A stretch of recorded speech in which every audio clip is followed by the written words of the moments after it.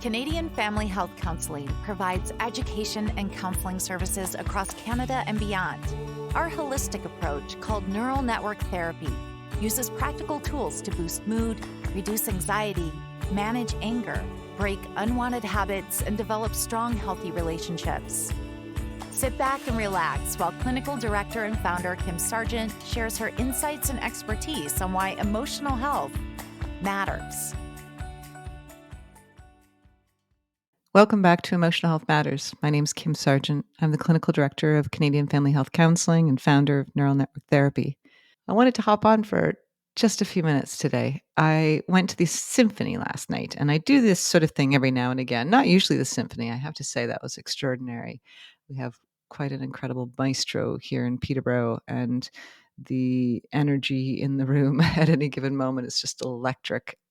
And I went for that very reason. I went because every now and again, I like to throw myself into a solo experience. It used to be solo travel for extended periods in foreign countries. And I would just walk around in the streets of someplace I don't know and go into something like a symphony and opera, maybe a play, even if I didn't understand the language. But just the idea of sitting in my own little seat and having an emotional experience to whatever it is that's happening around me. I'm always so reminded of how we are these vibrational, emotional beings and that we all speak the same language. And there's something very comforting for me in all of that. But I was there and I was thinking about the fact that we know this phenomenon that if the maestro were to strike a key on the piano, all of the other instruments begin to vibrate in that key. All of the stringed instruments, depending, of course, on how dramatic the strike of the key, there's what they call a sympathetic response. And of course, we are exactly that as humans. One of my dearest friends has this great analogy. She talks about being a tuning fork. And if you've ever had it where you walk up to somebody and suddenly you know that whatever's going on inside of you and whatever's going on inside of them, there's a reaction happening. And so it's a bit like those two polar ends of a magnet pushing each other away. And so she's got this theatrical way of saying, "Do you hear that?" And so it's so true. We have this thing that's happening inside of us at all times. And sometimes that voice grows quiet or that vibration seems to still in some way. Even a little bit quiet makes me a bit nervous. And that's because I like the feeling of being lit up. I like the goosebumps on my skin. I like the connection, the information that it gives me to tell me whether I'm going this way or that, and it makes sense or doesn't make sense. And it keeps me safe in a way. So when that starts to get a little quiet, I tend to get out there and do something to try and light it up again, or at least sit still long enough to see if I can pay attention and sort of say, no, a little louder, please, a little louder. But I want to talk about the idea of perfectionism. It gets a really bad rap, and I know why. I mean, there's this part that we know that exists that we evolved simply by being able to scout a problem and pay attention. That's why we've got this negativity bias. We work in neural network therapy to work on the tricks of the trade to be able to override that negativity bias. And it's possible. There's lots of great ways to be able to sync up these new habits of thinking that when you start to go down those old roads, thinking critically and understand that's just nature. And so what do I want to do here, though? It's not necessary. I can do this thing. And then flipping the switch so that you're beginning to think in a more positive and train your brain, train those muscles to think in a more positive way. And my sense is that perfectionism is one of these interesting things. And while it can absolutely be the complete antithesis of peace, perfectionism can be that thing that you're scrambling and scrambling to get to better, better. And in that form, it's not a lot of fun. Oftentimes, it may be something that tells us that you're struggling to have a good balance of dopamine in the brain, or norepinephrine or serotonin. The rattled or disgruntled sort of sense that you've got that you're carrying around has a biochemical root. The other part of what can happen with perfectionism is that there's this sense of saying, I know when I'm in alignment. I know that sensation in my body. I know that the thoughts in my mind are very clear. I feel very tuned in to what's happening around me. I like the analogy of we are all made up of all of this bacteria. I mean, we're not more bacteria than we are human, but we're a good balance of bacteria. I'd love to know the actual science on that. And I need to get back to you on that one.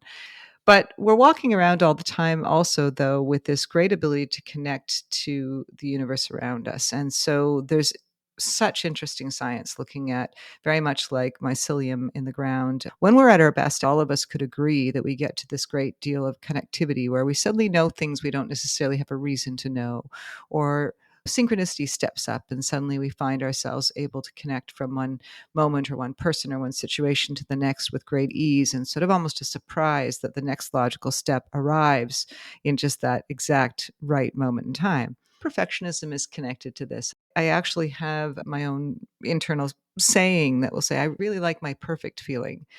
And part of the reason I went to the symphony last night was just that. There's this sense for me of all is right with the planet, that how I feel on the inside is how I look and behave on the outside. That congruency that I'm experiencing, that sense of alignment, for me registers as perfect. So when I'm reaching around and poking around and I'm uncomfortable, I'm frustrated, I'm not quite getting there, and then I find myself, if I apply that energy to any number of tasks, it could be cleaning the bathroom.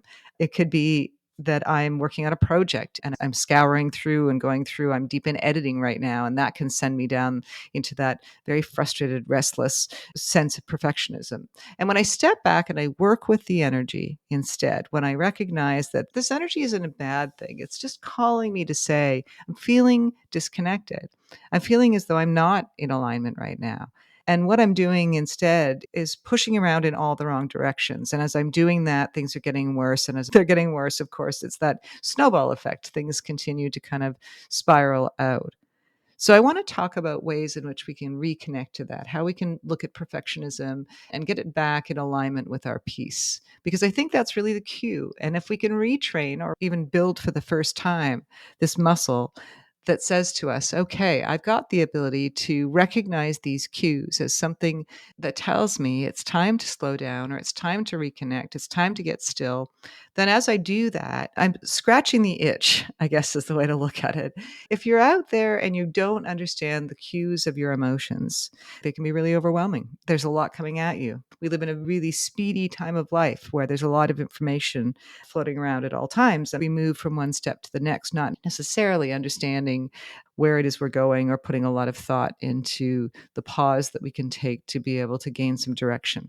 A few things. Probably the first one, of course, would be to get out into nature. If I'm living in town, I'm really fortunate. I have two locations that I spend a lot of my time. In summertime, I spend a lot of time off the grid. And it's a great little cabin. When I say cabin, it's a cottage, but there is no electricity. We use a generator to be able to power up at the end of each day. And that allows me to be able to work on my laptop and do the things I need to do. There's no Wi Fi. And there's something about when I'm in town that I can find that stir of looking to perfect my house, my gardens, a project I'm on. Even if I open my drawers, I'm just more fussy in town. And there's something about the straight lines of the building and the floors and just the mechanics of what goes on that I realized that there's less ability to be able to relax into it because it's got this rigid nature, I guess I would say. And yet when I go out to the cabin and I'm out off the grid and I'm in the midst of nature, which is my living room there, then in this perfect chaos, there is this incredible calm. Everything is exactly the way it's supposed to be, even though there might be a tree down over there and a beaver house falling to pieces or a bird's nest that's coming apart. Everything seems to just have its own place, even if it's in a state of chaos. That would be one way to be able to recognize and to soothe the soul into knowing, hey, this is exactly what it needs to be. This is perfect just the way it is. It's a great metaphor for, of course, what happens for us. I mean, we're a work in progress at all times. And that perfect feeling doesn't need to be the goods of the story, it doesn't need to be the truth of what's happening. It's instead this idea that I'm still enough to be able to experience the alignment of the moment. And in that moment, in that full presence, I can get to that feeling of feeling perfect.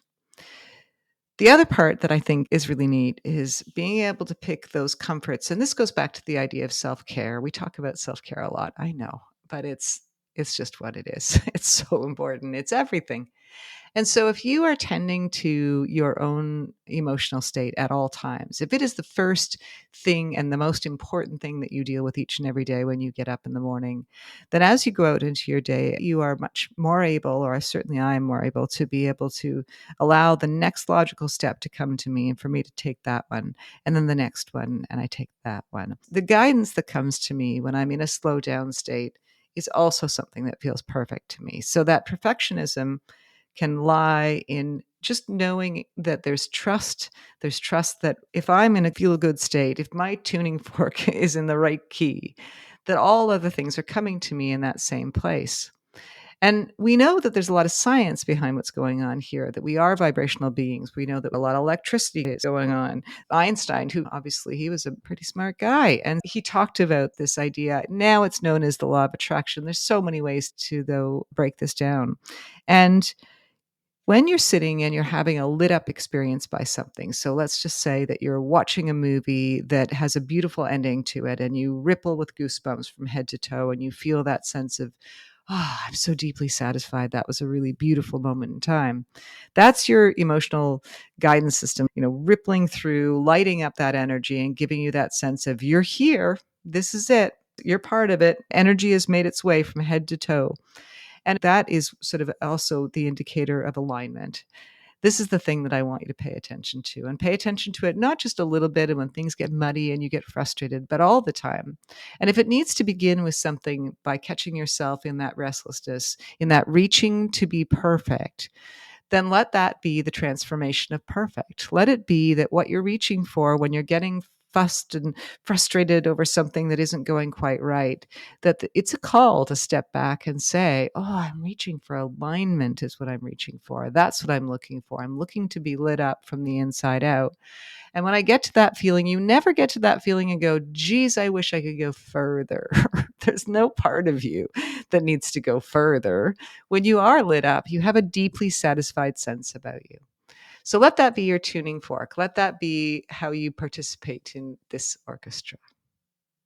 Until next time. If you like what you've heard on today's podcast and want to learn more about our counseling and education services, visit our website at canadianfamilyhealth.ca, because health and happiness begin with you.